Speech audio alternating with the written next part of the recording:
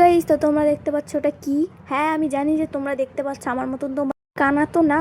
তো গাইস, বেশি কথা বলার নেই, তো আমি তোমাদেরকে আজকে সুন্দর সুন্দর জিনিস দিব দিব মানে সরি, তোমরা আমার মতন মানে কি মাইন্ডের মানুষ? দেব মানে এই যে দেখাবো। কথা কয়ে ফেললাম, তাও তোমরা বুঝতে পারছো যে এটা কোন মন্দির? যদি তোমরা না বুঝতে পারো তাহলে আমি একটাই কথা কব, যে তোমরা এই পৃথিবীতে বাইসে নাই, মইরেই গেছো। তো তোমরা যারা যারা চিনবার পারছো তারা তারা কমেন্ট করো, আর যারা যারা চিনতে পাওনি তারা বিষ খেয়ে মরে যাও, নাহলে কুচু কাচার সাথে গলায় দড়ি দাও। ঠিক আছে, তোমাদের কল লাগবে না, আমিই কয়ে দিতেছি যে এটা কি। তো গাইস, এটা হলো আমাদের গাজল থেকে শিলিগুড়ির সাইডে যে একটা লম্বা রাস্তা পড়ে, সেই রাস্তা দিয়ে যদি তোমরা দৌড়াই দৌড়াই আসো তাহলে এই জায়গাটা তোমরা পাইবা। আর যদি হাইটে হাইটে আসো তাহলে একটু দেরি লাগবে, তাও পাইবা। এই কথা কম না, এবার সত্যিটা কয়ে এই দিই।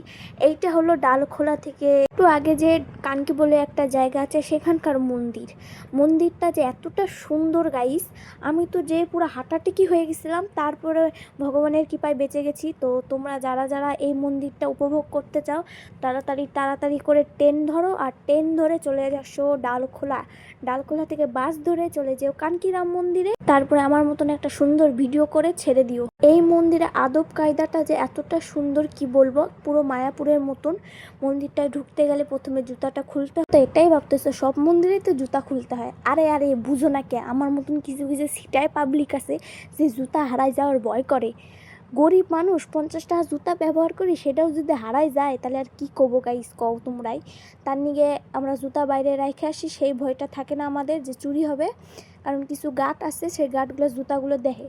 আর আমরা তাড়াতাড়ি করে ঘুরে চলে এসেছি বাইরে এসে আমরা একটা ককটেল খেলাম, তারপরে চলে গেলাম আমরা রেস্টুরেন্টে গিয়ে। তো তোমরা দেখতেই পাইতেছো যে কি খাইতেছি, দয়া করে লোভ লাগিও না। আর এই জায়গায় আমরা কারা কারা গেছি দেখতে পারতেছো। আমাদের কানকি মন্দিরের ঘোরা প্রায় কমপ্লিট, আর এখন আমাদের কিছু ফটো দেখানো হচ্ছে, দেখো তোমরা। তোমরা এতক্ষণ আমার বোনের ভয়েস শুনছিলে, এখন আমি ভয়েস দিচ্ছি। এখন রাত বাজে 2টো, আর আমি এখন ভয়েস দিতে বসেছি ভিডিওতে।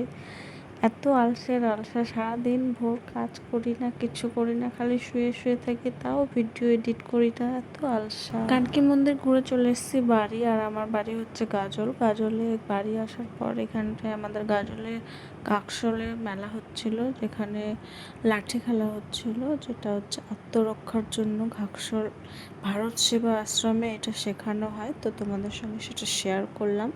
আর মন্দিরের চারপাশটাও শেয়ার করছি, দেখো কি সুন্দর নন্দীরাজ এখানে আছে। আসলে এই আশ্রমে যারা থাকে তাদেরকে আত্মরক্ষার জন্য লাঠি খেলায় শেখানো হয়, যাতে আত্মরক্ষা মানে এই এখন যা চলছে দেশে, তো আত্মরক্ষা লাঠি খেলা শেখাটা খুবই জরুরি, সেটা ছেলে হোক বা মেয়ে।